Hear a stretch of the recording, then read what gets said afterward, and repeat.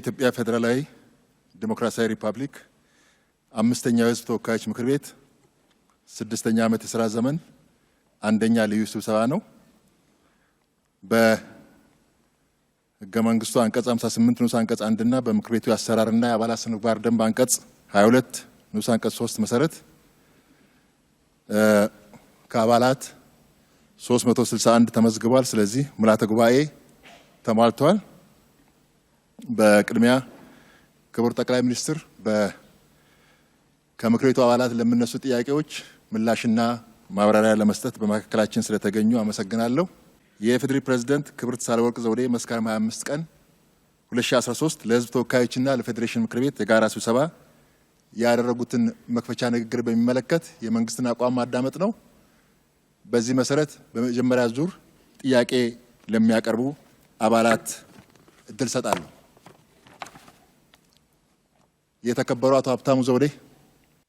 በሀገራችን ኢትዮጵያ ከለውጡ ወዲህ በተወሰደው ሪፎርም የህዳሴውን ግድብ ጨምሮ በታላላቅ ፕሮጀክቶች ከነበረባቸው ችግር ወጥተዋል። በአብነት ተጠቃሹ የታላቁ የህዳሴ ግድብ ችግሩን በመቅረፍ የመጀመሪያ የሆነውን የውሃ ሙሊት በሀገራችን ሐምሌ ወር ላይ ተበስሯል። ሆኖም ከህዳሴው ግድብ ቀጥሎ ካሉት የስኳር ፕሮጀክቶች መካከል የጣና በለስ ስኳር ልማት ፕሮጀክት ይገኝበታል።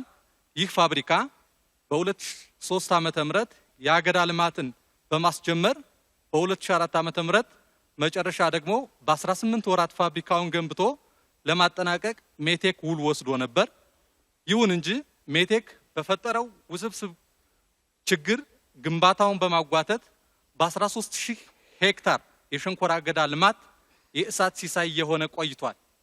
በመሆኑም በ2011 ዓመተ ምህረት ኤምሲኢ ለተባለ የቻይና ድርጅት ተነጥቆ የተሰጠ ቢሆንም በውጭ ምንዛሬ እጥረት ምክንያት ለድርጅቱ በወቅቱ ቅድመ ክፍያ ሙሉ በሙሉ ባለመፈታቱ ግንባታው በታሰበው ልክ እየሄደ ባለመሆኑ አገዳው በተደጋጋሚ እየተወገደ ነውና ይህ ችግር ክቡር ጠቅላይ ሚኒስትር መቼ ሊፈታ ይችላል? ማብራሪያ ቢሰጠው። አመሰግናለሁ። አመሰግናለሁ ክቡር አፈ ጉባኤ፣ እንዲሁም ክቡር ፕሬዝዳንት ለሁለቱ ምክር ቤቶች ያደረጉትን ንግግር ያመሰገንኩ፣ ክቡር ጠቅላይ ሚኒስትርም ለምናቀርባቸው ጥያቄዎች ለመመለስ በማዕከላችን በመገኘታቸው አመሰግናለሁ። ጥያቄን እንደሚከተለው አቀርባለሁ።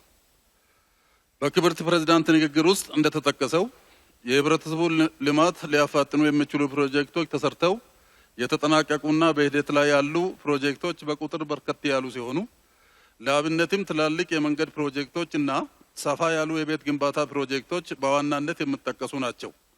ሆኖም ግን ፕሮጀክቶቹን በተያዘላቸው ጊዜ ሰርቶ ለማጠናቀቅ የተለያዩ የግብዓት አቅርቦት ችግሮች ቢኖሩም ከቅርብ ጊዜ ወዲህ የሲሚንቶ አቅርቦት እጥረት ትልቁን ድርሻ የሚይዝ ነው። ክቡር ጠቅላይ ሚኒስትር፣ አገራችን በተፈጥሮ ሀብቷ ለሲሚንቶ ማምረቻ የሚውሉ ግብዓቶች ባለቤት ሆና እያለ የሲሚንቶ ዋጋ ከአቅም በላይ የሆነ የመጣበት ሁኔታ ስላለ የዘርፉን ኢንቨስትመንት በስፋት የማስቀጠሉ ሁኔታ አማራጭ መፍትሄ ቢሆንም አሁን በማምረት ላይ ያሉ የሲሚንቶ ፋብሪካዎች ምርትን በማምረትና በማሰራጨት ሂደት ውስጥ ለተፈለገው ዓላማ በታማኝነት ከማዋል ይልቅ አግባብ ያልሆነ ጥቅምና ትርፍ ፍለጋ ሊባል በሚችል ሁኔታ እጥረት ለመፍጠር የሚስተዋሉ አካሄዶች ስላሉ ይህንን ችግር በሕግ አግባብ ለመፍታት ያለው የመፍትሄ አቅጣጫ ቢገልጹልን። በተጨማሪም የዋጋ ግሽበትን ለመቆጣጠር መንግስት እየወሰደ ያለው የተለያዩ እርምጃዎች እንደተጠበቁ ሆነው አሁን ባለው የገበያ ሁኔታ በተለይም ለምግብ ፍጆታ የሚውሉ የአገር ውስጥ ምርቶች ዋጋ ከጊዜ ወደ ጊዜ እየናሩ በመምጣታቸው እና የኑሮ ውድነቱን እያባባሱ የሚገኙ በመሆናቸው የተጠቀሱትን ችግሮች ለመፍታት መንግስት ሊወስድ ያቀዳቸው የመፍትሄ አቅጣጫዎች በተለይም በዝቅተኛ የኑሮ ደረጃ ላይ የሚገኙትን የህብረተሰብ ክፍሎች ለመደገፍ መንግስት ያስቀመጠው የትኩረት አቅጣጫ ብብራራ። አመሰግናለሁ። አመሰግናለሁ። የተከበሩ አቶ አለሙ አሰፋ። አመሰግናለሁ። የተከበሩ አፈ ጉባኤ፣ ክቡር ጠቅላይ ሚኒስትር ለጥያቄዎቻችን ምላሽ ለመስጠት በመገኘቶ ከልብ አመሰግናለሁ። በሁለቱ ምክር ቤቶች የ2013 የጋራ የመክፈቻ ስነ ስርዓት ላይ የኢፌዴሪ ፕሬዝዳንት ክብርት ሳህለወርቅ ዘውዴ ላቀረቡት የመክፈቻ ንግግር ታላቅ አክብሮትና ምስጋና አለኝ። ሆኖም ግን የበለጠ ማብራሪያ እንዲሰጥበት የምፈልገውን ጉዳይ እንደሚከተለው አቀርባለሁ። የአንድን ሀገር የኢኮኖሚ ጤናማነት ከሚያሳዩ ዋና ዋና አመላካቾች ውስጥ አንዱ የስራ አጥነት ምጣኔ መሆኑ ይታወቃል። ከሀገራችን አጠቃላይ የህዝብ ቁጥር ውስጥ ከ30 ከመቶ በላይ የሚሆኑት ወጣቶች መሆናቸውን መረጃዎች ያሳያሉ። ከሀገራችን ወጣቶች ውስጥ ደግሞ በርካታዎቹ የራሳቸው የሆነ የገቢ ምንጭ የሌላቸው ስራ አጥ ወጣቶች መሆናቸው ይታወቃል።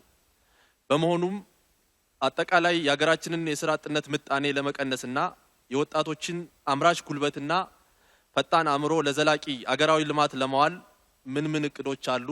ማብራሪያ ቢሰጥበት አመሰግናለሁ። አመሰግናለሁ። የተከበሩ ወይዘሮ መልኬ ገረመው። አመሰግናለሁ ተከበሩ አፈ ጉባኤ። አመሰግናለሁ ተከበሩ ጠቅላይ ሚኒስትር። በመቀጠል የሚከተሉትን ጥያቄውን አቀርባለሁ። አንደኛ፣ በባለፉት 2 ዓመታት በፊት ከቤኒሻንጉል ጉሙዝ ከከመሺ ዞን በተለያዩ ወረዳዎች ለአብነት ከያሶ ወረዳ የተፈናቀሉ በወቅቱ የኦሮሞ ተወላጆችና መሆናቸውን ይታወቃል። ነገር ግን በክቡር ምክትል ጠቅላይ ሚኒስትር የሚመራ ግብረ ኃይል የተፈናቀሉ ህዝቦች ወደ ቀያቸው እንደተመለሱ ለዚህ ለተከበረው ምክር ቤት ሪፖርቱ ማቅረባቸው ይታወቃል። በመሆኑ ከሪፖርቱ በኋላ እስካሁን በተጨባጭ ወደ ቀያቸው እንዳልተመለሱና እንዲሁም ጉዳት ያደረሱ ቡድኖች ለህግ እንዳልቀረቡና ንብረታቸውም እንዳልተመለሳቸው ባደረግነው የመራጩ ህዝብ ውይይት አረጋግጠናል። ስለሆነም ክቡር ጠቅላይ ሚኒስትር እነዚሁን ሰዎች በዘላቂነት ለመቋቋም ምን የታሰበ ነገር አለ? ሁለተኛ፣ አንደኛ ጂቲፒ እና ሁለተኛ ጂቲፒ ታቅደው ያልተከናወኑ የገጠር ቀበሌ ኤሌክትሪካል መስፋፊያ ፕሮግራምና ከፍተኛ የኤሌክትሪክ መቆራረጥ የሚታይባቸው የወረዳ ማዕከላት አሉ። በዚህ ምክንያት ከፍተኛ የሆነ የህዝብ ቅሬታ እንዲነሳ አድርጓል።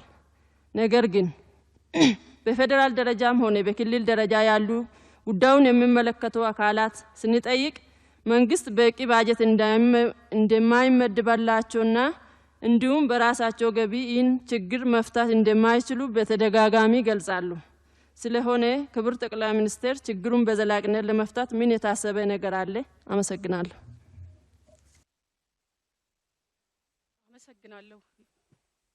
አመሰግናለሁ የተከበሩ አፈ ጉባኤ።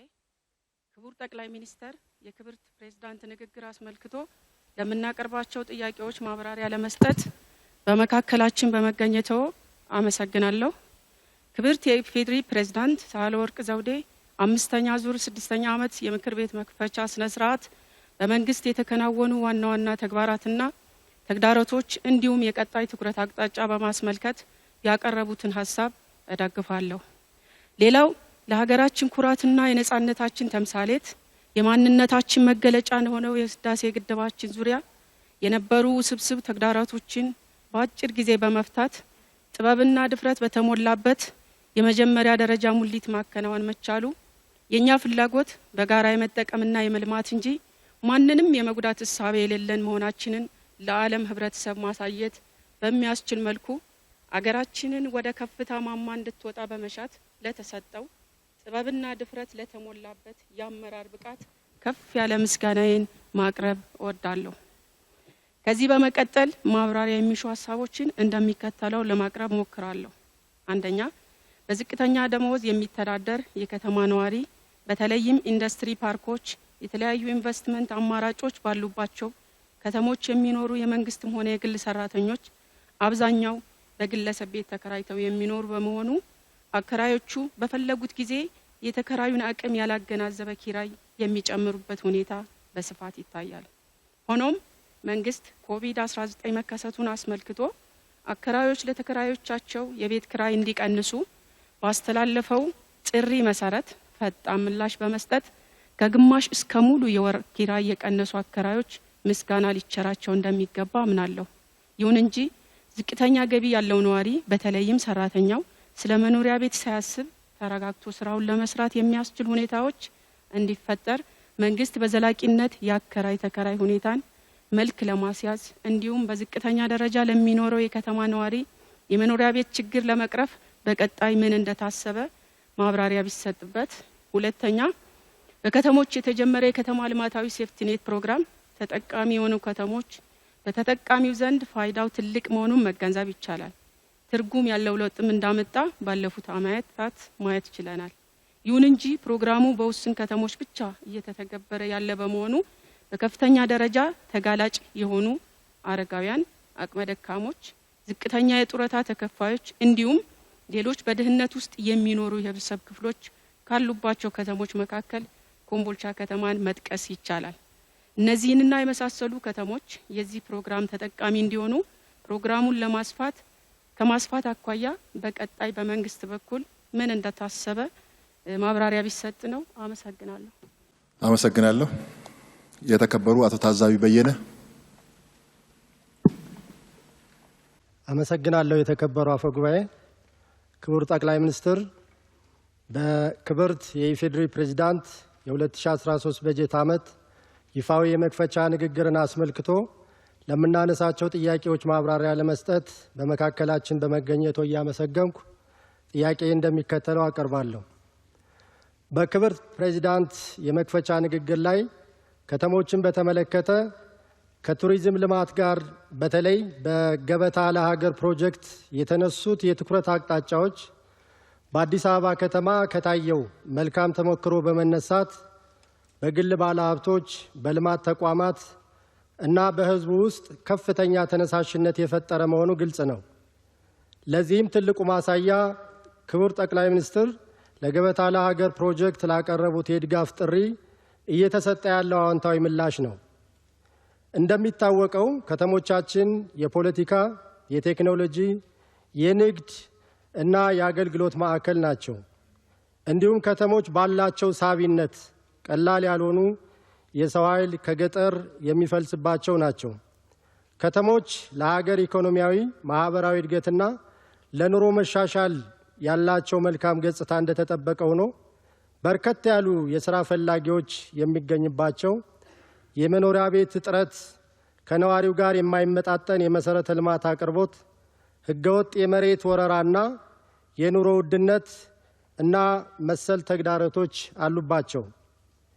እነዚህና መሰል ችግሮችን በማቃለል ከተሞቻችን የእድገት፣ ጽዱና ውበት፣ የስልጣኔ በጥቅሉ የብልጽግና መዳረሻ ምሳሌ መሆን ይገባቸዋል ብዬ አምናለሁ። በመሆኑም በበጀት ዓመቱ በመንግስት፣ በግል ባለ ሀብቱና በነዋሪው የጋራና የተናጠል የትኩረት አቅጣጫዎች ምን ሊሆኑ ይገባል?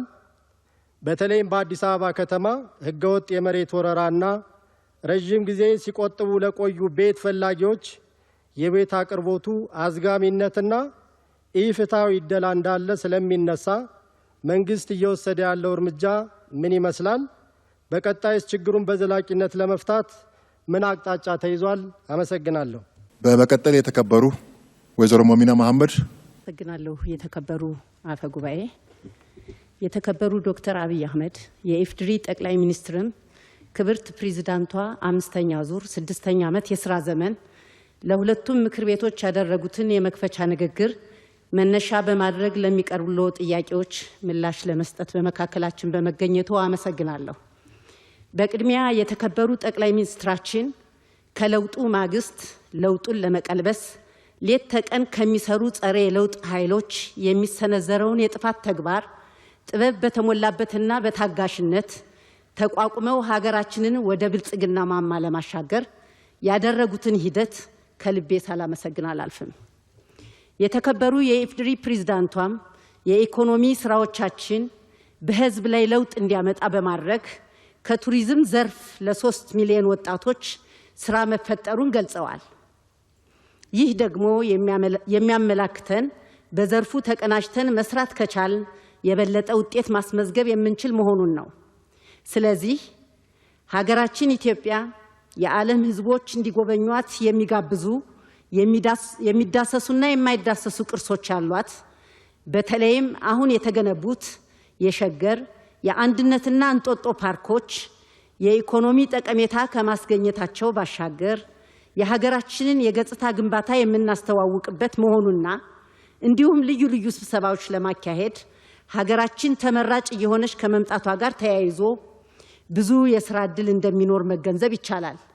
ነገር ግን ቱሪስቶችና አገልግሎት ፈላጊዎች በእውቀት ላይ የተመሰረተ የሀገር ገጽታ ትውውቅና መስተንግዶ እንዲያገኙ ለማስቻል የሆስፒታሊቲ ኢንዱስትሪው ምርምርና ጥናት በማድረግ ቴክኖሎጂ በማላመድና የተሻለ አቅም ግንባታ ስራ ለመስራት ያለው ዝግጁነት ቅርሶቻችንን ከመጠበቅና የመዳረሻ ልማቶችን ከማጠናከር የህብረተሰብን ተጠቃሚነት ከማረጋገጥ አንጻር በሁሉም አካባቢ እየተሰጠ ያለው ትኩረት እንዲሁም በአጭር ጊዜ ታቅደው የተገነቡት የሸገር፣ የአንድነት፣ የእንጦጦ ፓርኮች በቀጣይም ለመገንባት እንቅስቃሴ እየተደረገባቸው ያሉት ገበታ ለሀገር ፕሮጀክቶች እንዲሳኩ ፕሮጀክቶችም ወደ ሌሎች አካባቢ እንዲስፋፉ ለማስቻል በየደረጃው ያሉ አመራሮችና ሙያተኞች እያደረጉ ያሉት ሁለንተናዊ እንቅስቃሴ ምን እንደሚመስል ማብራሪያ ቢሰጡበት አመሰግናለሁ። ከስኳርና ፕሮጀክቶች ጋር ተያይዞ በተለይ ጣና በለስን በሚመለከት የተነሳ ጥያቄ አለ። የኢትዮጵያን ፕሮጀክት በሚመለከት ግልጥ ያለ ሐሳብ ለማስቀመጥ አንድ ምሳሌ መጠቀም ጠቃሚ ይሆናል። አንድ ሰነፍ ገበሬ የእርሻ ቦታውን ከፍተኛ የሆነ አረም የበላው አረሙን ማስወገድና እርሻውን ማሳለጥ ያልቻለ ገበሬ እንደማይሳካለት ተገንዝቦ አንድ ጎበዝ ገበሬ ይፈልግና የእርሻ ቦታውን ወስዶ እንዲሰራ ይሰጠዋል። በአረም በዳዋ የተበላውን ያንን ማሳ ከሰጠው ከተወሰነ ጊዜ በኋላ ደና ነገር እንደሰጠ ገበሬ ይመጣና ጎበዙን ገበሬ ማሳው እንዴት ነው ብሎ ይጠይቀዋል። ጎበዙ ገበሬ ማሳው እንዴት ነው እኮ ሊባል አይችልም፣ አረሙን እንዴት ነው በለኝ እንጂ አረሙን አርሜ ሳልጨርስ መኸር መጣ። በዳዋ የተበላ በአረም የተሞላ ለእርሻ ምቹ ያልሆነ ቦታ ስለነበር የሰጠኸኝ እንኳን ላርስበት አረሙንም አልጨረስኩትም አለው ይባላል። የኢትዮጵያ አብዛኛው ፕሮጀክት በአረም የተሞላ ነው። ይህንን አረም አጽድቶ በሚፈለገው ደረጃ የቀናና የተስተካከለ ስራ መስራት ጊዜ ይፈልጋል። ኢትዮጵያ ውስጥ እዛም እዚህም መጀመር ችግር የለም። ልክ እንደ አረም የተረጩ ፕሮጀክቶች አሉ። በሄዳችሁበት ስታዲየም አለ፣ በሄዳችሁበት መንገድ አለ፣ በሄዳችሁበት መሰረተ ድንጋይ አለ፣ በሄዳችሁበት ድንጋይ አለ። አረሞች ናቸው እነዚህ። እነዚህን አረሞች ለቅሞ ማሳውን በተሟላ መንገድ ለእርሻ ማዘጋጀት እንዲሁ በቀላሉ የሚታይ መሆን የለበትም። በግድቦቻችን፣ በህዳሴ፣ በኮይሻ፣ በነጌሌ ዳዋ ከዚህ ቀደም ያነሳሁላችሁ ሰፋፊ ችግሮች አሉ። ከኢሪጌሽን ግድቦች ጋር ተያይዞ ሰፋፊ ችግሮች አሉ። ከመንገድ ስራዎቻችን ሃይዌውን ጨምሮ ሰፋፊ ችግሮች አሉ። ከህንፃ ግንባታ ከትላልቅ ህንፃ ግንባታ እስከ ትናንሽ ጤና ጣቢያ፣ ትምህርት ቤት በየቀበሌው የሚሰሩ ስራዎች በሙሉ መጀመር እንጂ መጨረስ አልተለመደም። የስኳር ፋብሪካዎች፣ ኢንዱስትሪያል ፓርኮች፣ ስታዲየሞች፣ የምታውቋቸው ፕሮጀክቶች በሙሉ እንኳን ጀምሮ መጨረስ ለማደስ ቀለም ለመቀባትም ጀምሮ መጨረስ ቢያንስ የቤቱን ቀለም ከቀባ በኋላ ፍቅፋቂውን በረንዳ ላይ ማቆየትና ለማጽዳት ችግር ነበር። ይህንን አረም እንዲሁ በቀላሉ ባጭር ጊዜ ፈተን የምንፈልገውን ውጤት በሁሉም መስክ ማምጣት ፈታኝ ነው። ይሄ ለተከበረው ምክር ቤት ማንሳት አይጠበቅብኝም። ስትጮሁ ስትቆጣጠሩ የነበራችሁበት የምታውቁት ጉዳይ ነው። ለምሳሌ ስኳርን ብንወስድ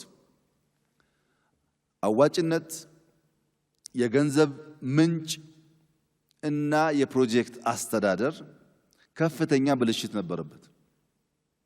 ኢትዮጵያ ውስጥ በርካታ የስኳር ፋብሪካዎች ያሉ ቢሆንም እያንዳንዱ ፋብሪካ ራሱን ችሎ አይበደርም። የስኳር ኮርፖሬሽን የሚባል ይበደርና የጣና በለስን ትርፍ የመተሐራ ኪሳራ ይበላዋል። የመተሐራን ኪሳራ የወንጂ ትርፍ ያካክሰዋል። ማን ትርፋማ እንደሆነ ማን አዋጭ እንደሆነ ማን እየመራ እንደሆነ ማወቅ እንኳን አይቻልም። እዳው በኮርፖሬሽን እንጂ በፋብሪካ አይደለም ያለው። ኮርፖሬሽን ይበደርና ልክ እንደ ቅርጫ ነው የሚያከፋፍለው፣ እንደ ፕሮጀክት እንደ ሀብት ሳይሆን። በዚያ ምክንያት ከፍተኛ የሆነ ችግር ከመሬት አንጻር፣ ከአገዳ ምርት አንጻር፣ ከኢታኖል ምርት አንጻር፣ ከፋብሪካ መጨረስ አንጻር፣ አጠቃላይ ከስኳር ምርት አንጻር ከፍተኛ የሆነ ችግሮች ነበሩ። ዘንድሮ ወደ 78 ወር ገደማ ጥናት ነበርን። ከዛ በኋላ 1 ዓመት ከምናምን ነው አሻሽለን አስተዳደሩን ካስተካከል። በዚህ ሂደት ውስጥ ከመጡ ለውጦች ትልቁ ለውጥ የስኳር ፋብሪካ ቅድም በመብራት የተነሳውን ጥያቄ ጀምሮ የመንግስት የልማት ድርጅቶች ኢትዮ ቴሌኮምን፣ አየር መንገድን ሳይጨምር ሜቴክ፣ ስኳር ፋብሪካ፣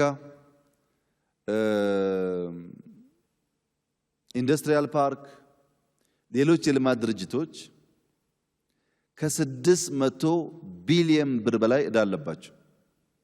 ከዘንድሮ የኢትዮጵያ በጀት በላይ ዕዳ አለባቸው። አንዳንዶቹ የዕዳው መጠን ኩባንያዎቹን ውጦ ኩባንያዎችን መሸጥ መለወጥን በማያስችል ደረጃ ከፍተኛ በመሆኑ ልክ ዓለም ባንክን ሪስትራክቸር አድርግልን ብለን እንደምናስቸግረው የኢትዮጵያ መንግስት ሰፊ ጥናት ካደረገ በኋላ የማክሮ ቲሙ እያንዳንዱን ፋብሪካ ከለየና ከገመገመ በኋላ የ600 ቢሊዮን ብር ዕዳ ሪስትራክቸር አድርጎ ፋብሪካዎቹን ነፃ አውጥቷል። ያ ባይሆን ኖሮ ብታምኑም ባታምኑም ንግድ ባንክ ይወድቅ ነበር።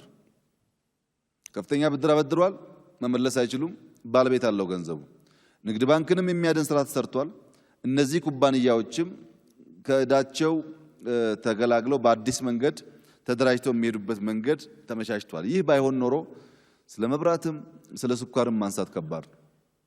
በዕዳ የተዘፈቁ ኩባንያዎች ስለሆኑ ተጨማሪ ገንዘብ ለነሱ መስጠት ያስቸግራል። ኮርፖሬሽን ናቸው፣ በበጀት አይሰሩም። ብድር መኖር አለበት። ያ የፋይናንስ ምንጭ ፈታኝ ነበር። ይህን ካደረገን በኋላ ስኳር በሚመለከት በጥቅሉ የተሰራውን ስራ ታውቃላችሁ።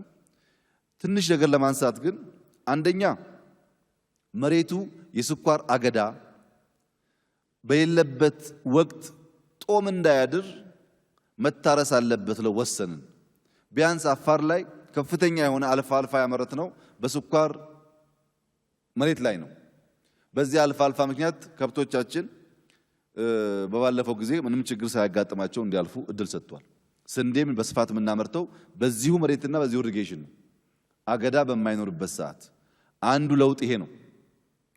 ሁለተኛው አገዳ በሄክታር 800 ነበር የምናመርተው 800 ኩንታል በሄክታር። አሁን 1030 ኩንታል በሄክታር እናመርታለን። 230 ኩንታል ጨምሯል በሄክታር ፕሮዳክቲቪቲ። ይሄ ከአገዳ ምርት አንጻር ነው። ከኢታኖል አንጻር ብትወስዱ ባለፈው 1 ዓመት ከምናምን 6 ሚሊዮን ሊትር ኢታኖል ጨምሯል። ከስኳር ምርት አንጻር 700 ሺህ ኩንታል ተጨማሪ ምርት አምርተናል። በቂ ነው አይደለም። ከዚህ በላይ ስራ ያስፈልጋል፣ በጣም ያስፈልጋል። የመጣው ለውጥ ከነበረው ብልሽት አንጻር ግን ቀላል አይደለም። ስኳር ፋብሪካ እንደምታውቁት እንደሌላው ፕሮጀክት አይደለም። ለምሳሌ ኦሞ ሄዳችሁ እንኳን በመኪና በሄሊኮፕተር ተጉዛችሁ የሚያልቅ አይደለም። ሰፋፊ ማሳ ነው። በጣም ትላልቅ ፋብሪካዎች ናቸው። እንዲሁ በቀላሉ እዚህ ሆነን እንደምንናገረው ሳይሆን ገባ ብለን ስንመለከት በቀላሉ ለማረም ትንሽ ፈታኝ ነው ሰፋፊ ስራ በመሆኑ። አንዳንዶቹን ፋብሪካዎች በአካል አይተን ለማረም ሙከራ አድርገናል። ችግሩን የገባን የፋብሪካው የያዘው መሬት ስፋት፣ የኢሪጌሽን ካናል ስፋት፣ ያሉት ማሽነሪዎች ብዛት፣ የሰው ኃይል አብዛኛው ሪሞት ኤሪያ መሆኑ ተጨማምሮ ችግር አምጥቷል። ነገር ግን በፍጥነት ምርታማነታቸው የሚያድጉ ፋብሪካዎች ለምሳሌ ፍንጫዋን ብንወስድ ከአምና በፊት በቀን 5000 ኩንታል ነበር የሚያመርተው። ዛሬ ሚኒመም 9000 እስከ 10000 ኩንታል በቀን ያመርታል። ኦልሞስት ደብል ማለት ነው። ደብል አድርጓል ምርታማነቱ። ዘንድሮ 3.2 ሚሊዮን ኩንታል ነው ያመረትነው እንደ ሀገር። በዚህ ዓመት 4.7 ሚሊዮን ኩንታል ለማስገባት እየሰራን ነው። የኳርተር ውጤት የሚያመለክተው እሱን ነው። እናሳካለን የሚል ተስፋ አለ። አጠቃላይ የስኳር ፋብሪካዎች አካባቢ በስፋት በዚህ ልክ መገንዘቡ ጠቃሚ ይሆናል። ጣና በለስን በሚመለከት የተከበሩ የምክር ቤት አባላት ጥያቄ፣ ጣና በለስ አንድ ፋብሪካ አይደለም፣ 14 ፋብሪካ ነው። ጣና በለስ ሲባል አንድ ነው የሚመስለው፣ ግን 14 ፋብሪካዎች በውስጡ ይዟል። ጣና በለስ እጅግ አዋጭ ከሆኑ ፋብሪካዎቻችን አንዱ ነው። ይሄን አጥንተን ገብቶን ሰፋፊ እርምጃዎች ወስደናል። ለምሳሌ ኮንትራት እንደተባለውም 2 ዓመት ባልሞላ ጊዜ ውስጥ ሰርቶ ለማስረከብ የወሰደው ሜቴክ 8 ዓመት ሰርቶ 62% ብቻ ነው ያደረሰው። ተስፋውም የሚታይ አልነበረም። በዚያ ምክንያት ካጠናን በኋላ የባለፈው መስከረም ላይ ከሜቴክ ኮንትራቱን ቆርጠን እንደተባለው ለቻይና ኩባንያ ሰጥተን በአንድ ዓመት ጊዜ ውስጥ ስራው እንዲጠናቀቅ አስፈላጊውን ፋይናንስ መድበን፣ የውጭ ምንዛሪ የተባለው ስህተት ነው። 23 ሚሊዮን ዶላር ለጣና በለስ ብቻ ሰጥተናል። ምንም የገንዘብ ችግር የለበትም። ስራውን የቻይና ኩባንያ እስከዚህ ዓመት መጀመሪያ ድረስ እንዲያጠናቅቅ የተሰጠው ቢሆንም 62%ን መስከረም አጋማሽ አካባቢ ኮንትራት የወሰደው የቻይና ኩባንያ በ8 ወር ከምናምን ገደማ ውስጥ 85% ነው ያደረሰው። 62 የነበረውን የ8 ዓመት ስራ 1 ዓመት ባልሞላ ጊዜ ውስጥ 85% ነው ያደረሰው። በእርግጥ ጣና በለስ ዘንድሮ አልቆ ስራ መጀመር ምርት መጀመር ነበረበት። ነገር ግን የኮሮና አንዱ ፈተና ያረፈው እዚህ ፋብሪካ ላይ ነው። የወሰደው የቻይና ኩባንያ ኮሮና ከተጀመረ በኋላ ሙያተኞች ከቻይና ማምጣትና ስራውን ማስቀጠል አልቻለም። ብዙ ሙያተኞች መንቀሳቀስ ይፈራሉ። በዚያ ምክንያት መጨረስ ሲገባን ዘግይቷል የተወሰነ ወራት።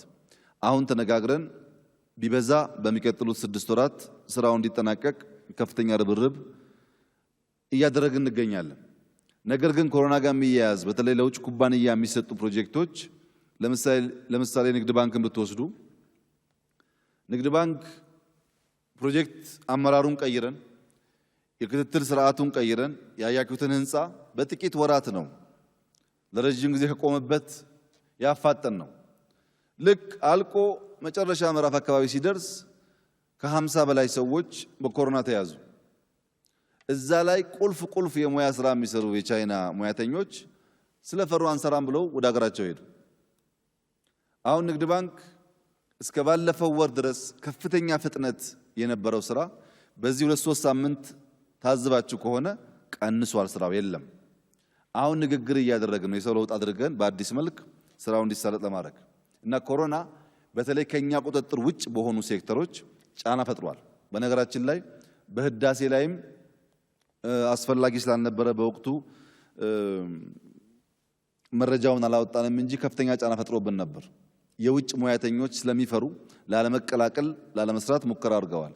ግን ያው ህዳሴ ስለሆነ በጦር አውድ ገብቶ መሞትና መቁሰልና ለመቀበል አስቸጋሪ ስለሚሆን ሰፋፊ ድጋፎች ተደርገው ምንም አይነት የከፋ ችግር ባያጋጥምም ስራው እንዲቀጥል ተደርጓልና የጣና በለስ ዋነኛ ችግር ፋይናንስ አይደለም። በቂ የሆነ ሀብት ተመድቧል።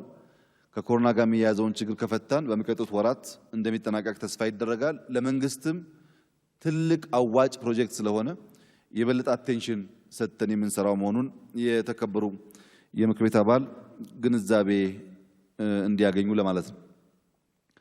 ሁለተኛ የተነሳው የሲሚንቶ ጉዳይ ነው። ሲሚንቶ ኢትዮጵያ ውስጥ 10 ምናምን ፋብሪካዎች የሲሚንቶ ፋብሪካ የሚባሉ ያሉ ቢሆንም አሁን ምርት እያመረቱ ያሉ 10 ፋብሪካዎች ናቸው። እነዚህ 10 ፋብሪካዎች በአመት 14 ሚሊዮን ቶን የማምረት አቅም አላቸው። ነገር ግን ባለፈው አመት የተመረተው ምርት 8.5 ሚሊዮን ቶን ብቻ ነው። ይሄ በመሆኑ እና ሌሎችም ሰው ወለድ ችግሮች ታክለውበት የሲሚንቶ ዋጋ በከፍተኛ ደረጃ አሻቅቦ ነበር። የንግድና ኢንዱስትሪ ሚኒስቴር ከሲሚንቶ ፋብሪካ ባለቤቶች ጋር ለሳምንታት በጣም ሰፋፊ ውይይት ካደረገ በኋላ ያሉባቸውን ዋና ዋና ችግሮች በመንግስት መቀረፍ የሚገባውን መንግስት እንዲቀርፍ፣ በእነሱ ሊታረሙ የሚገባቸውን እነሱ እንዲያርሙ ለማድረግ ከፍተኛ ስራ ተሰርቷል። አንዱ ጥያቄያቸው የውጭ ምንዛሬ ነው፣ ስፔር ፓርት ለማስገባት። ለዚህም 85 ሚሊዮን ዶላር ለሲሚንቶ ፋብሪካዎች እንዲሰጥ ተደርጓል። የኃይል ጥያቄ የነበራቸው ፋብሪካዎች አሉ። የኃይል ጥያቄያቸው እንዲመለስ ሙከራ ተደርጓል።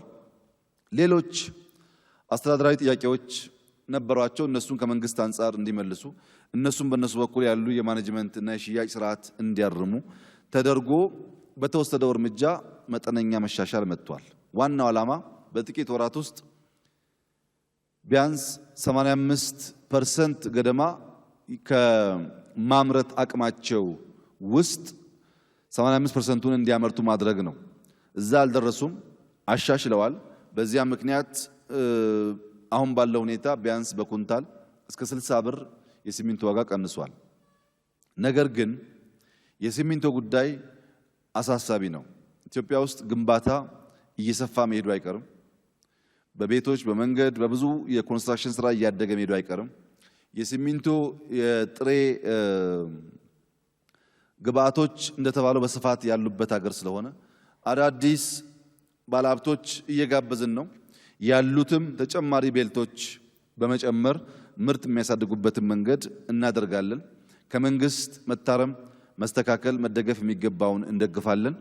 በዚህ ሴክተር የተሳተፉ ባለሀብቶችም ከነሱ አንጻር ሊታረሙ ሊስተካከሉ የሚገባቸውን አርመው የሲሚንቶ ምርት ማደግ አለበት። ለኛም በስፋት ያስፈልገናል። ከበዛም ሁሉም የጎረቤት ሀገራት የሲሚንቶ ፍላጎት ስላላቸው ለኤክስፖርትም ስለሚውል ተጨማሪ ስራ ይጠይቃል። አሁን ለጊዜው የጥገና ስራ ተሰርቷል። ለዛ መጠነኛ የዋጋ ቅናሽ ታይቷል። ግን ተጨማሪ ስራዎች ሰርተን በዚያ ዘርፍ ያለው ምርት ለማሳደግና ፍላጎቶቻችን ለማሳካት ጥረት ይደረጋል።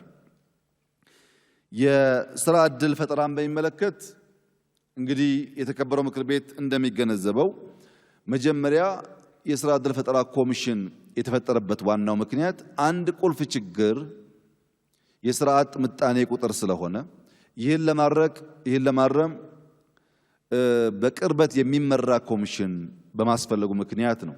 ያም በመሆኑ በዓለም ደረጃ ከትልቅ እስከ ትንሽ ከፍተኛ የስራ አጥነት ፈተና በገጠመበት ዓመት ከ3 ሚሊዮን ሰው በላይ ስራ ዕድል እንዲያገኙ ሆኗል።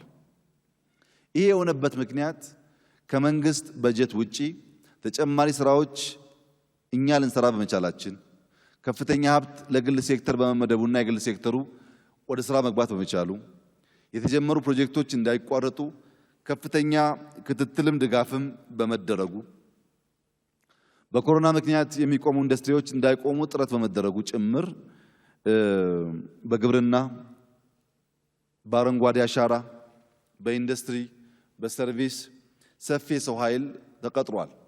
ዘንድሮም መድገም የምንፈልገው ያ ሪከርድ ነው። 3 ሚሊዮን ማለት ቀላል ነገር አይደለም። የተከበራችሁ የምክር ቤት አባላት 3 ሚሊዮን ቁጥር የሌላቸው የአፍሪካ ሀገራት ጥቂት አይደሉም። የአንድ ሀገር ህዝብ ነው ስራ እየያዘ ያለው። ለዚህ ኢኮኖሚ 3 ሚሊዮን ስራ የሚሹ ወጣቶች ስራ እንዲያገኙ ማድረግ ከቻል ሚራክል ነው። ትልቅ ስራ ነው። እንደ ቀላል ቁጥር እንዳታስቡት። ይህንን ስራ አንዳንድ ሀገራት ቢሰሩ 100% ዜጎቻቸው ስራ እንዲሰሩ የሚያስችል አቅም ይፈጥራሉ ማለት ነው። ይህንን ዘንድሮ በጀመርነው በሁሉም መንገድ ካስቀጠልና ካሳካን ትልቅ ድል ነው። ይህን በማድረግ ደረጃ በደረጃ የስራ አጥነት ቁጥር እየቀነሰ እንደሚሄድ ተስፋ ይደረጋል። የስራ አጥነት ቁጥር ይቀንሳል እንጂ ዜሮ አይሆንም። አሜሪካም ከፍተኛ ስራ አጣለ፣ አውሮፓም ከፍተኛ ስራ አጣለ። አፍሪካ ውስጥ ያው እንዳላችሁት ነው። አደግን ማለት ስራ አጥን ዜሮ እናደርጋለን ማለት ሳይሆን ኢኮኖሚያችን እያደገ የሚሰራው ሰው እየበዛ የማይሰራው ሰው ቁጥር አንሶ መሸከም እንችላለን ማለት ነው። ያን ለማድረግ የጀመርነው አካሄድ አዋጭ ስለሆነ እሱን በማድረግ እናሳካዋለን የሚል ተስፋ እና እምነት አለኝ። ሶስተኛ የተነሳው ኤሌክትሪክ ነው። ኢትዮጵያ አበክራ ልትሰራበት የሚገባውና ለውጥ ማምጣት የሚገባን አንዱ ሴክተር የኤሌክትሪክ ኃይል ነው። ፖቴንሻል አለ። በደንብ ፕሮጀክት የማሳካት አቅማችን እያደገ ሲመጣ በእኛ እምነት በሚቀጥሉት 5 ዓመታት ከሞላ ጎደል ቢያንስ የአምፖል ጥያቄ ምላሽ ማግኘት አለበት የሚል በጣም አምቢሺየስ የሆነ ፍላጎትና ስራ ጀምረናል። ለምሳሌ ባለፉት 3 ወራት ብቻ 69 ከተሞች አግኝተዋል መብራት። ባለፉት 3 ወራት እናንተ ከመጣችሁባቸው ወረዳዎች 69 ገደማው አግኝተዋል መብራት። ከነዚህ በተጨማሪ 12 በጣም መለስተኛ ከተማዎች የሶላር ኦፍ ግሪድ ፕሮጀክታችን አንዳንዱ በርቷል። ከ12 ውስጥ ያልበሩ ካሉም በሚቀጥለው ወር መጀመሪያ አጋማሽ አካባቢ ሙሉ በሙሉ ይበራሉ፣ እያለቁ ነው። ከነዚህ 12 የሶላር ፕሮጀክቶች በተጨማሪ 25 የሶላር ፕሮጀክቶች ኮንትራት ላይ ያለ ነው። ያው እንደምታውቁት እስካሁን በነበረው ሂደት በኦፍ ግሪድ ኢነርጂ ማምረት ኢትዮጵያ ውስጥ አልነበረም። ትላልቅ ግድቦች ገድበን እነሱን በናሽናል ግሪድ ከሀገር ሀገር ማዳረስ ነው የነበረው። ባለፈው ዓመት ታስታውሱ ከሆነ ለተከበረው ምክር ቤት አያዋጣንም ይሄ አካሄድ ብያችሁ ነበር። አንደኛ የዜጎቻችን አኗኗር የተበተነ በመሆኑ፣ ሁለተኛ ስርጭት በጣም አክሳሪ በመሆኑ አንድ ኢነርጂ ተመርቶ ሲሰራጭ ከ30% በላይ ሎስ አለው። ህዳሴ አምርተን አዲስ አበባ ስናደርሰው በጣም ብዙ ሎስ ነው ያለው። 1/3 ሎስ ነው፣ ይጠፋል። ይሄን ምንፈታው መጠነኛ ኢነርጂ ለሚጠቀሙ መለስተኛ ከተሞች ኦፍ ግሪድ በማምረት ነው። ሌላው በጣም የሚገርመው ግን ኢትዮጵያ ካሏት የኢነርጂ ማመንጫ ፖቴንሻል ቀዳሚውን ስፍራ የሚይዘው ሶላር ነው። የኛ ሃይድሮ ከሶላር በጣም ያነሰ ነው። ከዊንድም ከጂኦተርማልም የበለጠ ፖቴንሻል አላት በሶላር። ለውጥ ማምጣት የሚገባን አንዱ ሴክተር የኤሌክትሪክ ኃይል ነው። ፖቴንሻል አለ። በደንብ ፕሮጀክት የማሳካት አቅማችን እያደገ ሲመጣ በእኛ እምነት በሚቀጥሉት 5 ዓመታት ከሞላ ጎደል ቢያንስ የአምፖል ጥያቄ ምላሽ ማግኘት አለበት የሚል በጣም አምቢሺየስ የሆነ ፍላጎትና ስራ ጀምረናል። ለምሳሌ ባለፉት 3 ወራት ብቻ 69 ከተሞች አግኝተዋል መብራት። ባለፉት 3 ወራት እናንተ ከመጣችሁባቸው ወረዳዎች 69 ገደማው አግኝተዋል መብራት። ከነዚህ በተጨማሪ 12 በጣም መለስተኛ ከተማዎች የሶላር ኦፍ ግሪድ ፕሮጀክታችን አንዳንዱ በርቷል። ከ12 ውስጥ ያልበሩ ካሉም በሚቀጥለው ወር መጀመሪያ አጋማሽ አካባቢ ሙሉ በሙሉ ይበራሉ፣ እያለቁ ነው። ከነዚህ 12 የሶላር ፕሮጀክቶች በተጨማሪ 25 የሶላር ፕሮጀክቶች ኮንትራት ላይ ያለ ነው።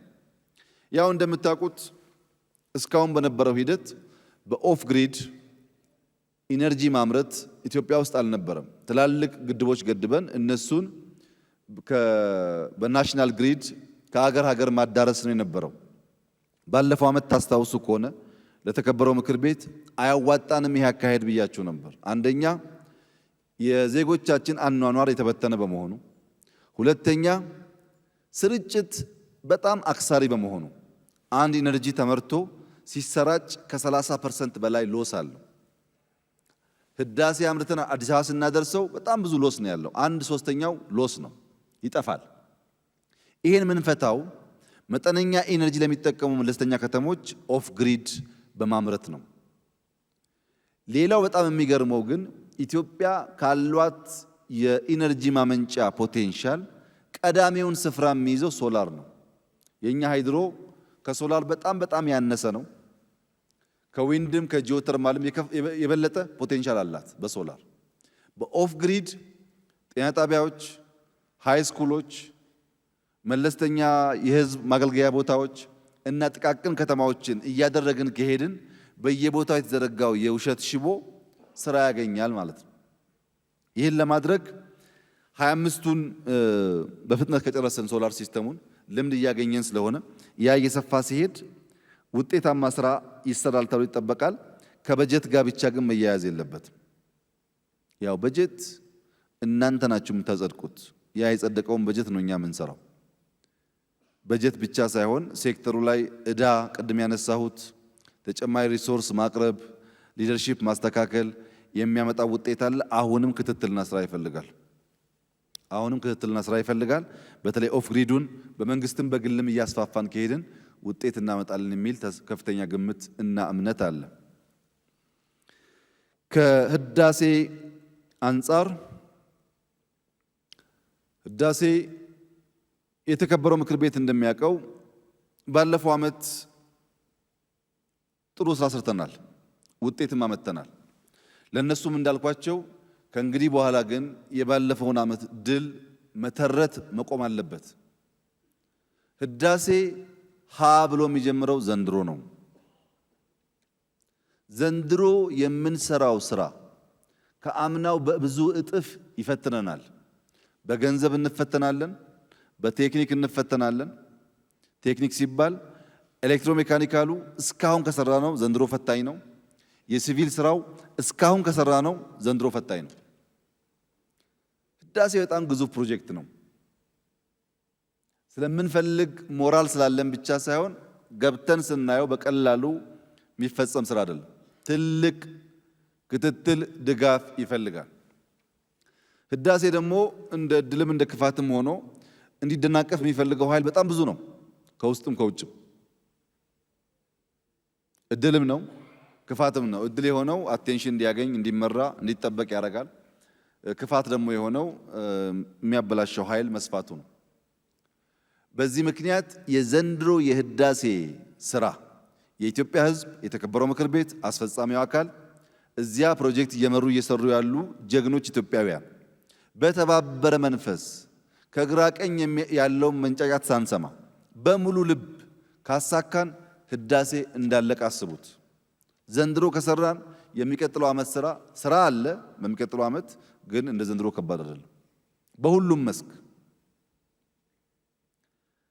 ስራው በሁሉም መንገድ በጥሩ ሁኔታ እየሄደ ያለ ሲሆን በቅርብ ክትትልና ድጋፍ እየተሰጠው ያለም ሲሆን የተከበረው ምክር ቤትም ግን የተለመደውን ድጋፍ የተለመደውን ክትትል ማድረግ አለበት። ዘንድሮ ወሳኝ ስለሆነ በተለይ ባለን ውስን አቅም አይናችንን ከህዳሴ እንድናነሳ የሚፈልጉ ኃይሎች ሰፊ ስለሆኑ ሳንዘናጋ ሙሉ ልባችንን ህዳሴ ላይ ማዋል ያስፈልጋል። ምንም ነገር ብንሰማ ህዳሴን አቁመን ሳይሆን እየሰራን መሆኑን ማረጋገጥ ያስፈልጋል። ከህዳሴ ተጨማሪ የኮይሻ ፕሮጀክት ቆሞ ነበር፣ ተጀምሯል። በጥሩ ሁኔታ እየሄደ ነው ያለው። በሃይድሮ፣ በሶላር፣ በዊንድ እንዲሁም በጂኦተርማል የግል ሴክተሮች እንዲገቡ ከፍተኛ ስራ እየሰራን ያለነው ውጤት እንደምናመጣ ይጠበቃል። እነዚህ የሆኑ ሲሄዱ የሚቀጥሉት 5 ዓመታት 100% እንኳን ባይባልም ሲግኒፊካንትሊ የኢትዮጵያን የአምፖል ጥያቄ የሚመልስ ስራ እንሰራለን የሚል እምነት ነው ያለው። ከከተማ ሴፍቲኔት አንጻር የተከበሩ የምክር ቤት አባል ያነሱት ጥያቄ ያው በፕሮግራማችን እና በእቅዳችን በግልጽ እንዳስቀመጥ ነው እኛ የዳረጎት መንግስት አይደለንም። እኛ የምንደግፈው ምርታማነትን መሰረት ያደረገ ማህበራዊ ፍትህ ማረጋገጥ ነው። ማህበራዊ ፍትህ ያስፈልጋል፣ ግን ምርታማነትን ታሳቢ ያደረገ ነው እንጂ ከዚህ ቀምቶ እዚህ መደጎም የሚል አፕሮች ኢኮኖሚያችንም አይችልም። የኛም ፕሮግራም እንደዛ አያሳይም። ነገር ግን የድሃ ለሆኑ መስራት ለማይችሉ ዜጎቻችን ያገለገሉና በእድሜ የገፉ ዜጎቻችን የዕለት ጉርስ የሚያገኙበትን ነገር አቅም በፈቀደ መጠን ልናመቻች ደግሞ ይገባል።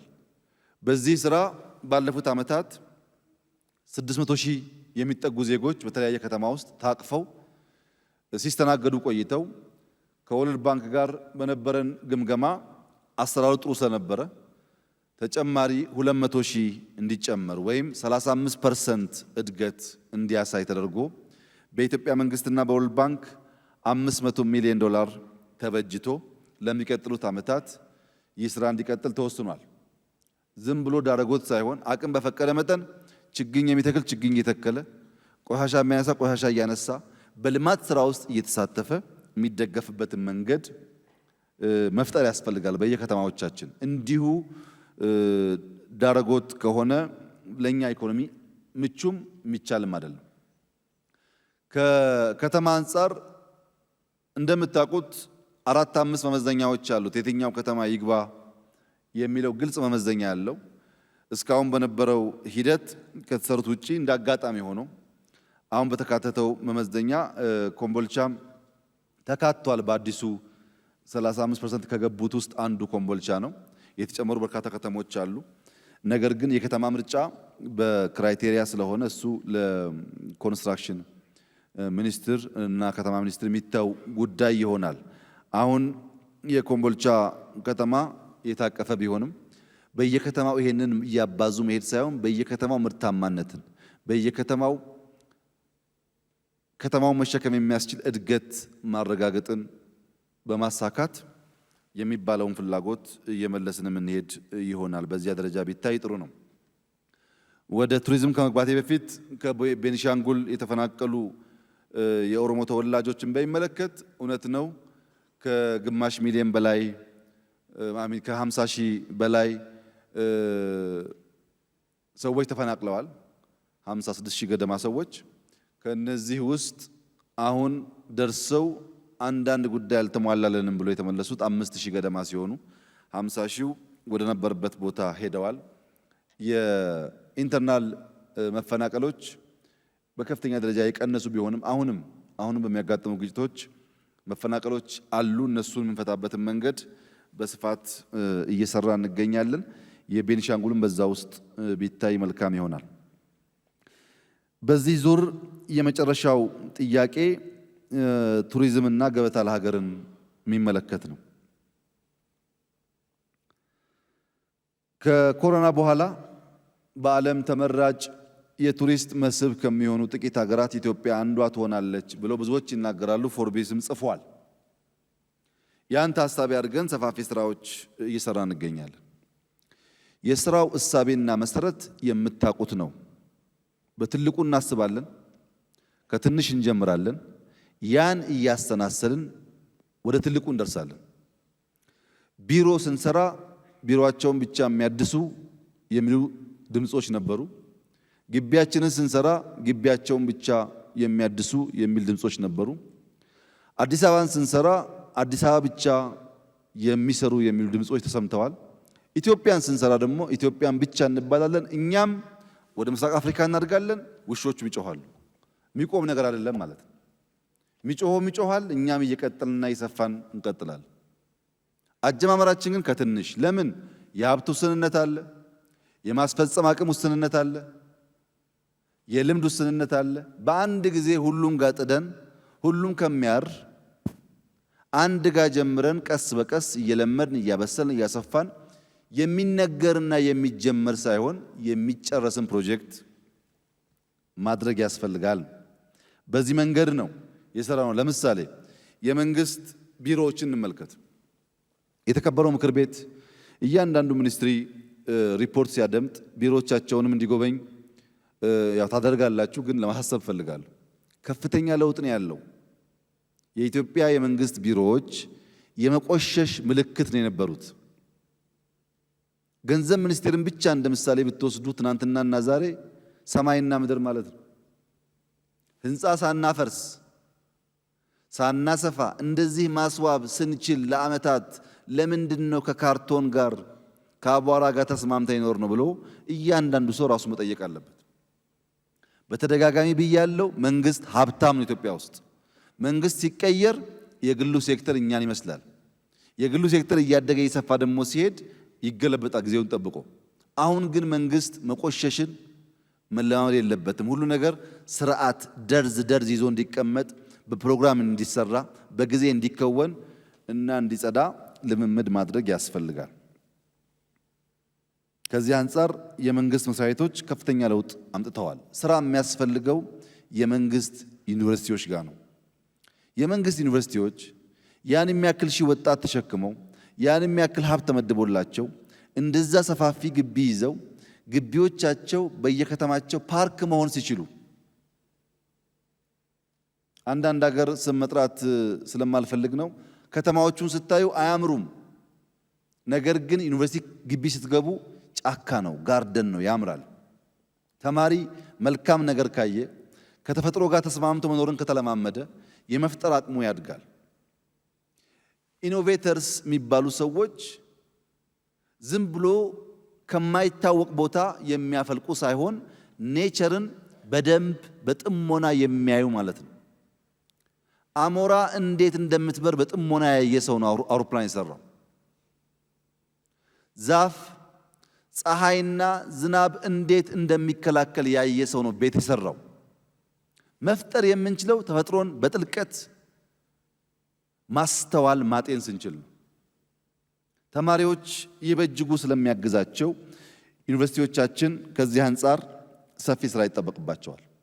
ዘንድሮ የፓርላማው አንዱ ቁጥጥር መሆን ያለበት ዩኒቨርሲቲዎች ግቢዎቻቸውን ቀይረው አርያ ሆነዋል ወይ፣ ካልሰራ የሚጠየቅበት የሰራ ደግሞ የሚሸለምበትን መንገድ መከተል ያስፈልጋል። ለምሳሌ ከአዲስ አበባ አንጻር አንድ በጣም የሚገርም ነገር ላንሳላችሁ። አዲስ አበባ ውስጥ ስትነዱ ዝም ብላችሁ አትሂዱ፣ እያንዳንዱን ሰፈር እያያችሁ ሂዱ። አንዳንዴም ከአስፓልት ወጣ ብላችሁ ውስጥ ኮርኮንች ገብታችሁም ተመልከቱ። የህዝባችን የኑሮ ደረጃ በዚያ ልክ ማየት ካልቻል መለወጥ አንችልም። ማየት ይፈልጋል።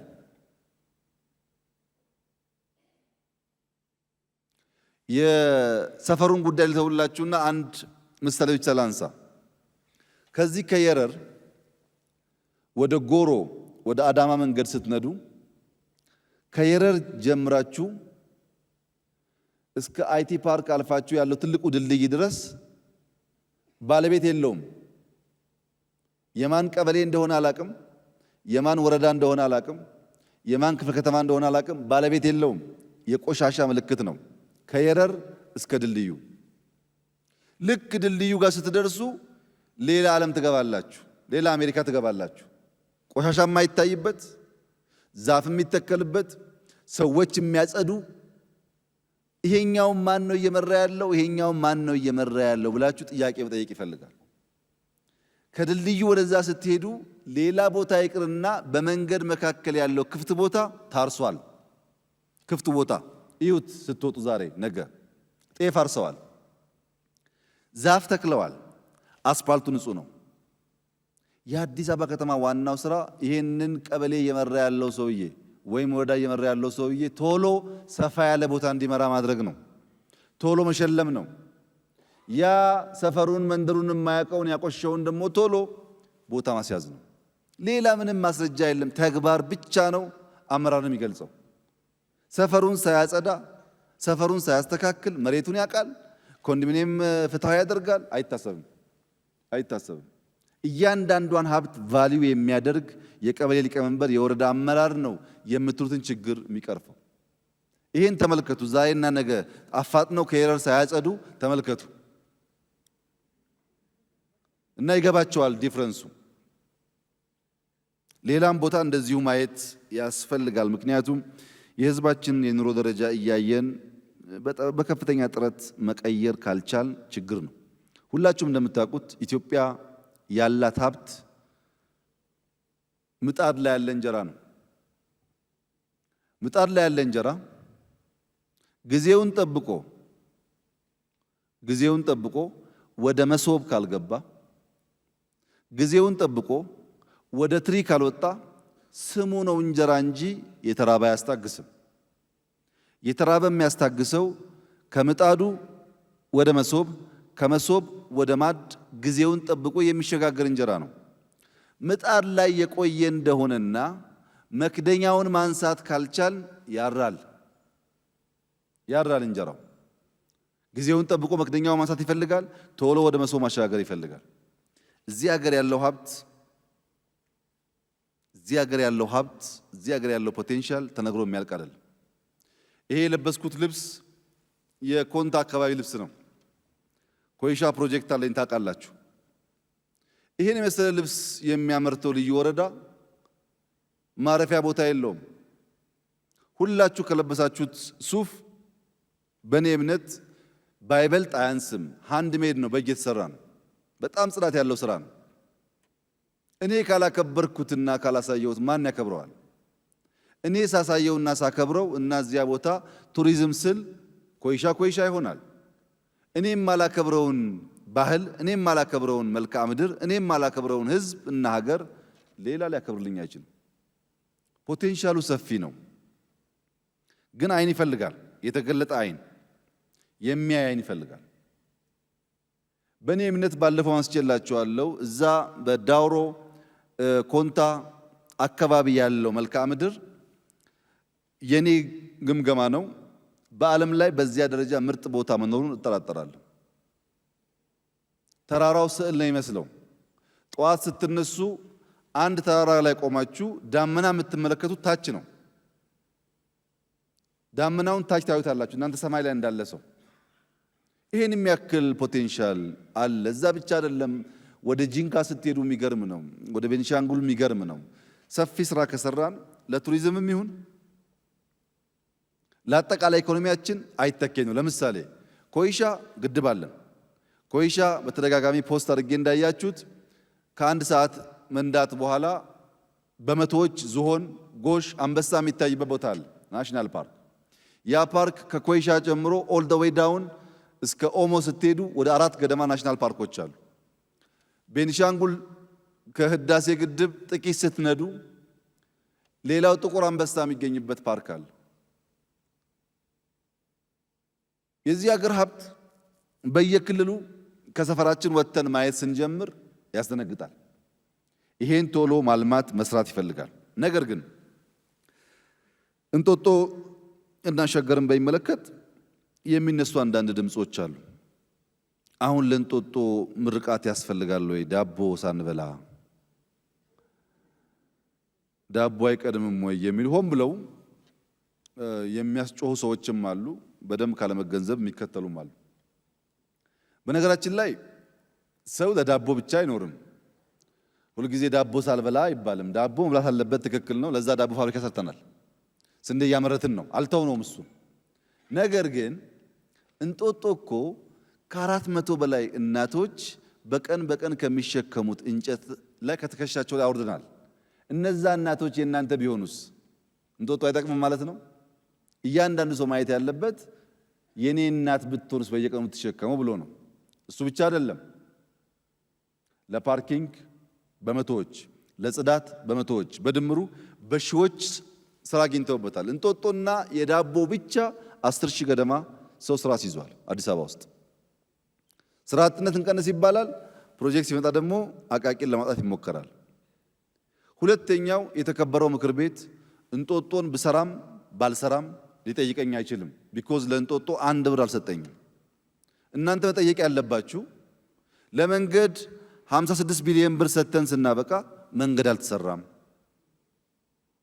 ለትምህርት ሰጥተን ስናበቃ ትምህርት አልተሰራም። ለጤና ሰጥተናል፣ አልሰራችሁም። ትክክል ነው። እናንተኛ መቆጣጠር አለባችሁ፣ ማድረቅ አለባችሁ። 1 ብር ባልወጣበት ፕሮጀክት ከዚያም ከዚህም ተለምኖ ሲሰራ ግን አቃቂር ማውጣት ሀገር እንዴት እንደሚገነባ ካለማወቅ የሚነሳ ነው። ለምሳሌ ዳውሮ ውስጥ አላላ ኬላ የሚባል አጥር አለ። አላላ ኬላ የዛሬ 400 ዓመት በፊት ከወላይታ ከምናምን ጋር በነበረው ግጭት ለመከላከል ተብሎ ልክ እንደ ቻይና ዎል የተሰራ አጥር ነው። ይሄ አጥር 175 ኪሎ ሜትር ረዥም ነው። 175 ከዚህ አዳማ ደርሶ መልስ በሉት። አንዳንድ ቦታ ስፋቱ እስከ 5 ሜትር ርዝመቱም እንደዚሁ 3፣ 4፣ 5 ሜትር ይሆናል። አላላ ኬላ 175 ኪሎ ሜትር የዳውሮ ጀግኖች የሰሩት 47 ዓመት ነው። 47 ዓመት ሙሉ ሰርተው የጨረሱት። ምን ማለት ነው? አንድ ሰው በ30 ዓመቱ ቢጀምር ስራውን 77 ዓመት ሽማግሌ ሆኖ ያለቀው ስራው ማለት ነው። ትውልድን የሰራው በ20 ዓመቱ እንኳን ቢጀምር 67 ዓመት ሽማግሌ ሆነ። ሀገር እንደዚህ የሚሰራው በአውሮፓ አንድ ወዳጄ ሲነግረኝ ለንደን ውስጥ በጣም ሳቢ የሆነ የሚባለው ቦታ ክሎክ ታወር የሚባል ፓርላማ ሃውስ የሚባል ቦታ ነው። ታውቁት እንደውም ፓርላማው በጣም ነው የሚያምረው። ፓርላማውን ይዞ የሆነች ሪቨር ፕሮጀክት መስል ውሃ አለች። እዛ ላይ ክሎክ ታወር አለ። የብዙ ቱሪስቶች መዝናኛ ለንደን ውስጥ ክሎክ ታወር ነው፣ ፓርላማ ሃውስ ነው። ጓደኛዬ እንደነገረኝ ያ ፓርላማ ሃውስ የተገነባው እንግሊዝ በከፍተኛ ችግር ውስጥ ድህነት በነበረችበት ዘመን 200 ዓመት ነው የፈጀው ያን ቦታ መስራት። 200 ዓመት ማለት ስንት ትውልድ ነው አስቡት። ዛሬ እኛ ለንደን የምንሮጠውና የአስሬ ፎቶ የምንነሳበት ፓርላማ ውስጥ የሆነ ትውልድ ዋጋ ከፍሎ ነው የተሰራው። እኛ ዋጋ ሳንከፍል የሚሰራ ሀገር የለም። በገንዘባችንም በጊዜያችንም በጉልበታችንም ዋጋ ከፍለን ቀጣዩ ትውልድ ለማኝ እንዳይሆን ማድረግ አለብን። ልክ የኛ ወላጆች የኔን ህይወት አትድገም ተማር እንዳሉን እኛ የሚቀጥለውን ትውልድ የኛን የልመና ህይወት አትድገም ከልመና ውጣ ማለት ያስፈልጋል። ለዚህ ነው ስራው የሚሰራው። ገበታ ለሀገር በጣም ኢምፖርታንት ነው። ጎርጎራ የሚነገረው ስለ ውሃው ነው፣ ስለ ጣና ነው። ታውቁታላችሁ። ጎርጎራ አካባቢ በጣም በርካታ ገዳማት አሉ። እነዚያ ገዳማት የኦርቶዶክስ አባቶች ሲናገሩ ቀላል ነው ይመስለው። ይሄኛው 13ኛ ክፍለ ዘመን፣ ይሄኛው 12ኛ፣ ይሄኛው 14ኛ የሚባል ገዳም ነው ያለው። 400 ዓመት፣ 600 ዓመት፣ 700 ዓመት የቆየ የትኛው የዓለም ክፍል ነው እንደዚህ አይነት እድሜ ጠገብ ቦታዎች ማሳየት የሚችለው? የሚገርሙ ታሪኮች አሉ። ውሃውን፣ መልክዓ ምድሩን፣ ህዝቡን፣ የህዝቡን የመልማት ፍላጎት ከታሪኩ ጋር ብናያይዝ እንኳን ለጎርጎራ ዘሆል ሰፈሩን ይዞ ይነሳል። ወንጪ እዚህ ጋር ነው። ወንጪና ደንዲ የሚባሉ ሁለት ሌኮች አሉ። በመካከላቸው 21 ኪሎ ሜትር ዲፍረንስ አለ። አስቡት፣ ደንዲና ወንጪ ላይ የመሮጫ ትራክ ሰርተን ግማሽ ማራቶን 21ዱን ሙሉ ማራቶን ደርሶ መልስ ብናደርግ፣ ኢትዮጵያ የሩጫ ሀገር ናት። የትኛው ዓለም ነው መጥቶ የማይሮጠው? ግንባታ እኮ አይፈልግም። መለስተኛ የፈጠራ ስራ ሰርተን ሀገሪቱን በከፍተኛ ደረጃ ማሳደግ ይቻላል። እንጦጦ ላይ በጣም በርካታ ጀግኖች ቀንና ማታ ሰርተዋል በሚያስደንቅ ሁኔታ። ሸገር 100% የቻይና መንግስት ፕሬዝዳንት ሺን ያገዙን። የቻይና መንግስት እና ፕሬዝዳንት ሺን እባክዎትን ዳቦ እኛ ከተማ ስለሌለ ዳቦ ግዙልኝ ብላቸው ላይገዙልኝ ይችላሉ። ከዳቦ ጋር አይወዳደርም። ሸገር በብዙ እጥፍ ሸገር የከተማችንን ገጽታ ይቀይራል። ሸገርን ተውትና ከሸራተን ወደዚህ ስትወጡ ያለው ጠመዝማዛ መሬት በሸገር እና በፌስቱ የሳይንስ ሙዚየም ፕሮጀክት መካከል ላይ ትንሽዬ ቦታ አለች፣ ትንሽዬ ተራራ አለች። ሳር በልቷታል እና በቅርቡ ሸገርን ጎብኝተን ስንመለስ ለምን አንጠቀምበትም ይሄን ቦታ አለ። ምክንያቱም አሁንም ሙሽሮች አጥር ስር ፎቶ ይነሳሉ። አሁን ከ15 ቀን ከ20 ቀን ከወር በኋላ ታዩታላችሁ ያንን ቦታ። መለስተኛ አንፊ ሰርተን ኢትዮጵያ የሚል ጽሑፍ ጽፈን ከቤተ መንግስቱ ጋር ማንም ሰው ፎቶ የሚነሳበት በነፃ የሚያምር ቦታ ይሆናል። ቦታውም ነበረ፣ ተጨማሪ ሀብት አይፈልግም። አንድ ፍጹም የሚባል አነስተኛ ጥቃቅን የሚሰራ ልጅ የሚሰራው ቀላል ነገር ነው። ሀሳቡን አፍልቀን ከመራን የሚሆን ነገር ነው። ይሄ በየቦታው አለ። አዲስ አበባ ውስጥ 20፣ 30፣ 40 ፓርኮች መስራት ይቻላል። እሱን ደግሞ ተውት። ቦሌ ለሚ ኢንዱስትሪያል ፓርክ ይባላል። እንዴት የሚያሳዝን ሀብት መሰላችሁ!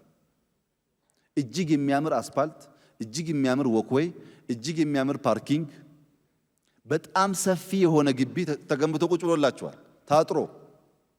እዛ ውስጥ 3 ኮፊ ሾፕ ብናስገባ፣ 3 ኬክ ቤት ብናስገባ፣ ቅዳሜና እሑድ ቤተሰቦች እዛ ሄደው ፓርክ አድርገው ኢንዱስትሪም እያዩ እየበሉ የተዝናኑ ሰፈሩ በሙሉ ማንቃት የሚችል ቦታ አጥረን አስቀምጠናል። ግን ተገንብቷል። ከእንጦጦ በላይ ተገንብቷል። አይናችን መግለጥ ያስፈልጋል። በጣም ብዙ እድሎች ስላሉ ይሄን በማድረግ መስራት እና መቀየር ያስፈልጋል እና ይሄንን ስንሰራ ስንጓዝ ዝናብ ሊዘንብ ይችላል። ስንጓዝ ጠራራ ፀሐይ ሊመጣ ይችላል። ጥላ ፈልገን ይዛለን እንጂ ዝናብ ተዘነበ ስራ እናቋርጥ። ስንጓዝ ሊበርድ ይችላል። ውርጭ ሊመታን ይችላል። ካፖርት ጋቢ እንፈልጋለን እንጂ ስራ እናቆም። ባለው ፈተና ውስጥ እየሰራን ነው ሀገር የምንገነባው። ይሄ ሲሆን ያለው ፈተና ምንድነው? የየዕለቱን የሚያስቡ ሰዎች የየዓመቱን አስበን ከምንሰራው ጋር አይሄዱም። እነሱ እንጦጦ ሲመረቅ አጀንዳቸው እንጦጦ ብቻ ነው። አንበጣ ሲመጣ አንበጣ ብቻ ነው። በሙሉ የዓመቱን ትልምና ፍላጎት እያሰቡ መሄድ አይችሉም። ነገር ግን አንድ ጥያቄ ላንሳ። ዘንድሮ ኢትዮጵያ ከፍተኛ ፈተና ተፈትናለች። ምክንያቱም አንበጣ አለ፣ ጎርፍ አለ፣ ኮሮና አለ እና የተከበረው ምክር ቤት ወይ 3 ከባድ የተፈጥሮ አደጋ ስለገጠመን ህዳሴ ለዘንድሮ ይተላለፍ፣ የዘንድሮ ስራ ለሚቀጥለው ዓመት ይሁን ብዬ ባቀርብ ይህ ምክር ቤት ይቀበላል? የኢትዮጵያ ህዝብ ይቀበላል? እሺ ህዳሴ ደግሞ ይቅር፣ ከባድ ነው። እናንተ ወረዳ ውስጥ የያዝነው የአስፋልት መንገድ ኮሮና ስላለ ዘንድሮ ይሸጋገር፣ ጣና በለስ ዘንድሮ ይሸጋገር ኮሮና ስላለ ቢባል እሺ የሚል ሰው አለ? ያኛውንም ይዘን ተጨማሪ የምንጠይቅበት ምክንያት ደግሞ ባለን ሀብት ልክ የሚወሰን ይሆናል። እኛ ዋና የዓመት ስራችን አናቋርጥም። በፍጹም ጊዜ የለንም። በጣም በፍጥነት እንሰራለን። በየቀኑ የሚያጋጥመን ደግሞ እንከላከላለን። በዚህ አግባብ ነው ከዕለት ዕለት ህሳቤ ከኢንሲደንት ህሳቤ የምንወጣው። በኢንሲደንት የሚጨነቁ ሰዎች ሁሌም አሉ። በተደጋጋሚ አንስቻለሁ። ላሊበላ ያንን ውቅር አብያተ ክርስቲያን ሲገነባ አትገንባ ብሎ የመከሩ ሰዎች አሉ። ይሄ አሁን የምንሰራው ስራ ውጤታማ ነው አይደለም፣ ትውልድ የሚያይ ይሆናል። ነገር ግን ለኢትዮጵያ ይገባታል፣ ያስፈልጋታል። ይሄን ለማወቅ ከፈለጋችሁ ትናንትና እንጦጦ ብትሄዱ መዝናኛ ፓርክ ሳይሆን ሰላማዊ ሰልፍ ይመስላል። መቆሚያ ቦታ የለም። ከፍተኛ ፍላጎት አለ ማለት ነው። እንጦጦ ያ ሁሉ ህፃን ያ ሁሉ ሰው እየሄደ አየር ቢስብበት ምክንያት መተንፈሻ ቦታ ይፈልጋል ማለት ነው። ማስፋት አለብን። እኛም እንሰራለን። በየከተማው በየክልሉ ይስፋ። ይህ ሲሆን የኢትዮጵያ ገጽታ ይቀየራል፣ ልማቷ ይፋጠናል፣ ሰዎች ስራ ይይዛሉ፣ የመፍጠር አቅማቸው ያድጋል። ይህ ሲሰናሰል ነው የሀገር እድገትና ገጽታ የሚቀየረው፣ የቱሪዝም እድገትም የሚፋጠነው። ይህን ለማድረግ በእኛ በኩል የነበረው ኮሚትመንት ተጠናክሮ ይቀጥላል። የተከበረው ምክር ቤት በተለይ ገበታ ለሀገርን በሚመለከት የእናንተን ደሞዝ ስለሰጣችሁ እጅግ አድርጌ አመሰግናለሁ። ነገር ግን የግል ባለሀብቱ በከፍተኛ ፍጥነት እንዲተባበር ማድረግ አለባችሁ። እኔም ደሞዜ ለቅ ያለው እናንተም ለቃችኋል። ሌላውም ሰው ያን አድርጎ በፍጥነት ገበታ ለሀገር 3ቱን ቦታዎች መገንባት መጀመር አለብን። እንዲህ እያልን በየዓመቱ እየተጋገዝን ኢትዮጵያን መገንባት እና ማበልጸግ ከድህነትና ከልመና ማውጣት የሁላችን ስራ ይሆናል ለማለት እፈልጋለሁ። አመሰግናለሁ።